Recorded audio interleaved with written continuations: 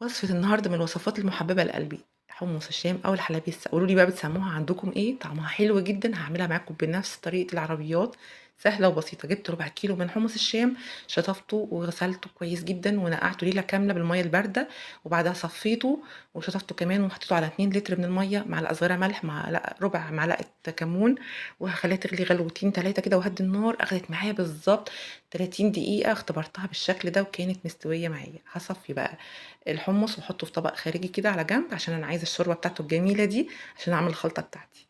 أخدت كده 4 كبشات على جنب عشان هاعمل بيهم الدقة. دي ربع كوباية عصير طماطم متصفية، ضروري تصفوها، معلقة صغيرة ملح ومعلقة صغيرة كمون ونص معلقة من توم الباودر، ممكن تحط توم صحيح عادي، ونص معلقة بابريكا وربع معلقة على طرف المعلقة كده زنجبيل.